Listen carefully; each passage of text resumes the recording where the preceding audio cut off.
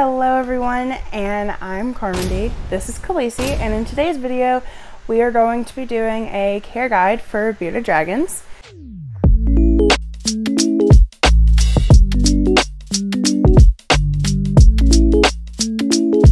First things first, I just want to say I am not a professional. I have not went to school for anything. I'm just a teenager that really loves, sorry Khaleesi, I really love reptiles, so let's go ahead and get into it. First things first, we're going to talk about size, because you always need to know how big a animal gets, and as you can see, Khaleesi is a very lengthy bearded dragon. Calm down. She is about 23 maybe inches, 22, something like that, but they will get normally 20 to 24 inches, so they're a pretty lengthy animal, especially for a lizard, but they are actually very docile creatures, especially if you take them out as a baby. But I've only had her for 2 years and she is 4 years old, so I did not have her as a baby, but she is still very docile. So basically, any bearded dragon that you get is going to be docile as long as it wasn't like abused or anything.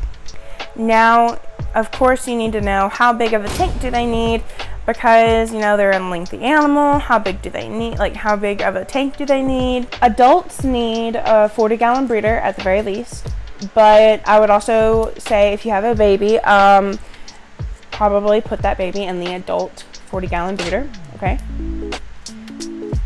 Not the adult, the 40-gallon breeder.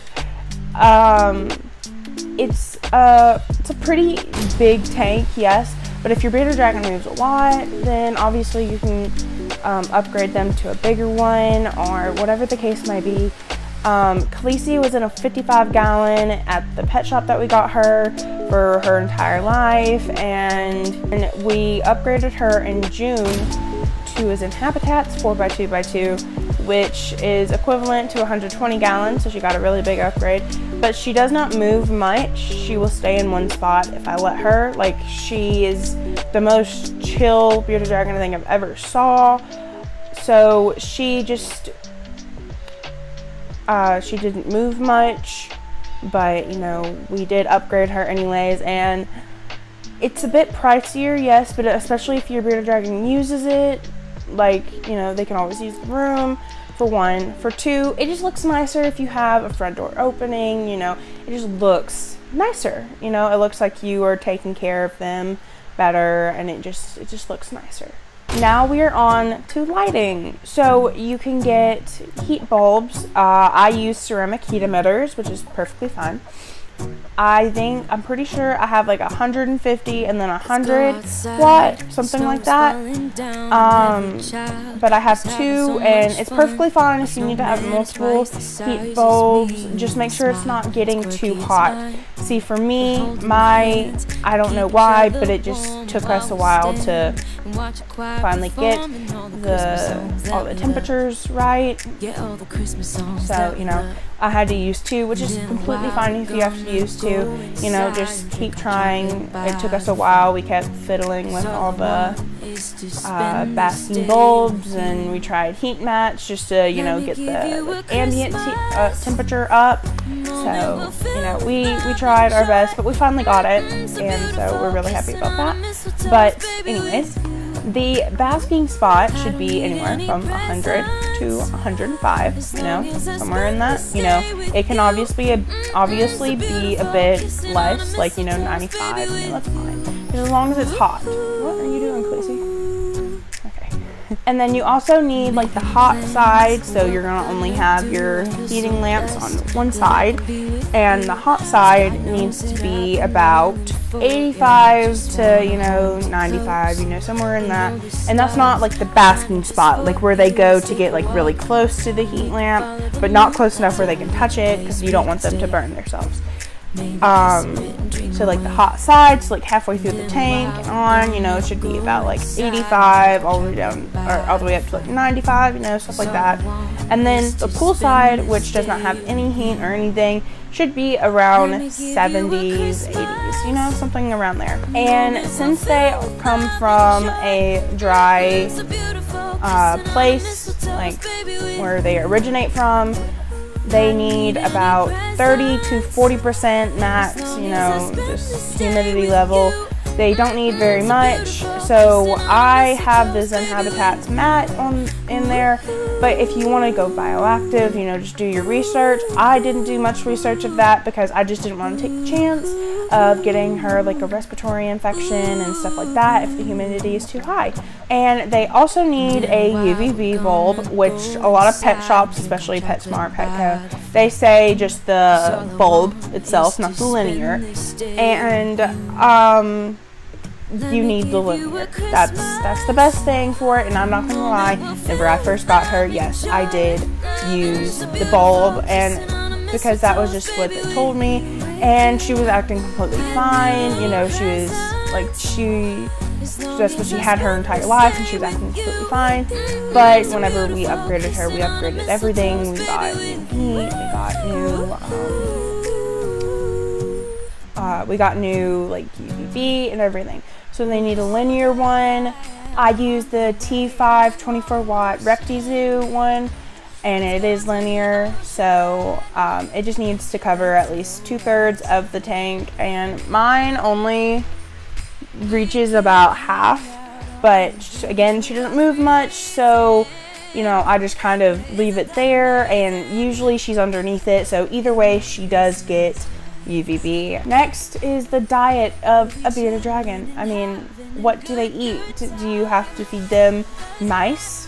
No, you really don't have to. I mean, some people do for whenever they are like breeding them and like the female's getting really protective, but you don't have to. No, technically, no. But they do take live insects, stuff like duvia roaches, crickets, superworms, mealworms, waxworms, hornworms.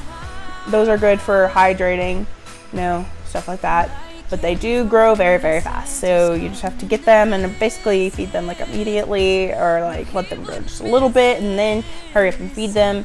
So, you know, stuff like that. And just make sure that they are live. Don't get the freeze dried or dried, whatever like little things that they have in jars and stuff like Walmart and Petco, PetSmart. Don't get that.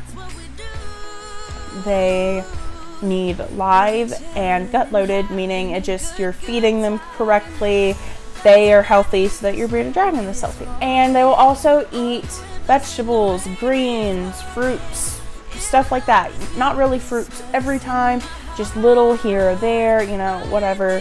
You know, it also, they really like fruits, but you know, it's because they don't have them very often. And if you want a video on which type of greens is the best for them, or like just a feeding guide all in all, you can just comment down below, whatever, any video you want really. But the most common is collard greens. I know that's what she eats mostly, collard greens. So yeah, that's the most common is collard greens, but you know, like there's all different types of vegetables. Just, you know, look up whatever you do, just look up before you give it to them, make sure it's not anything that they can't eat, like, you know, all that. Just make sure you look up before you just start feeding your bearded dragon.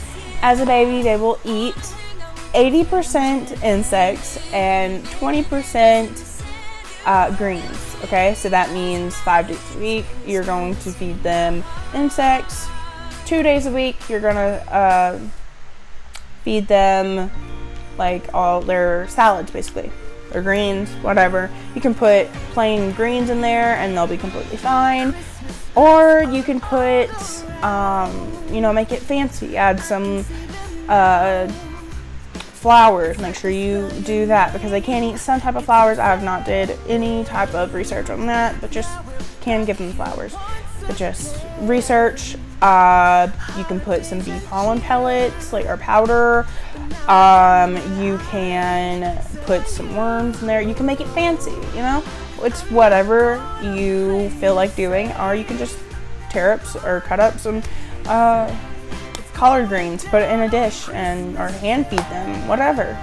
So it's just up to you how you prefer to do their salads. But as an adult, they're going to be eating 80% vegetables and 20% insects. So as they get about a year and a half, you can slowly start transitioning, can't say that word, transitioning into the 80% salads and 20% bugs. And it's completely normal for them to just not like their salads at first, or just be picky about their salads. But you just gotta try different things, and eventually they'll come around to eating them. And also, we're almost done with the feeding. I know it's taking a while, but they need calcium with D3 and then one without D3. So, you know, just powder your insects, powder your salad, whatever you're feeding for that day, and just switch out calcium with D3, calcium without. Just like switch them out each day, you know. Okay, now it is enrichment for their tank. Okay, so they're gonna need a basking spot. So you can use reptile hammocks. There's like a little bridge thing. Like I'm using a reptile hammock and like a little bridge thing that you can like bend. There's rocks, like there's logs, there's a lot of different things that you can do. You can make your own like little ledges out of like clay and all that stuff. There's a lot of different things that you can do. But you can put hides in there. Water bowls isn't necessary. They can't see standing water. Sometimes they'll find it and they'll drink some. But she most of the time just poops in it. Which, by the way, their poop stinks horribly. So, you know, just be warned with that. But yeah, I have a hide. I have a towel in there just in case she wants to like sleep in there. I have a hammock for her basking spot and like a bridge thing to climb up on to get on the hammock, and her water bowl. And then I have some like vines through the tops of like the top of the bars at the top. You know, I can't explain very good today, but you know, whatever. And you know, you can add a lot of things. You can add substrate. You can add different hides. You can have like mine's very bare minimum, but I mean she doesn't move much, so there's no reason to add all this extra stuff if she's not going to use it. So, you know, but I think that's it. I'm pretty sure I've covered everything, and I hope you liked this video. If you did, give it a thumbs up, subscribe. I post every Saturday, so I will see y'all next Saturday. And oh, and I hope you had a very great Thanksgiving, and I'll see you all next Saturday. Bye.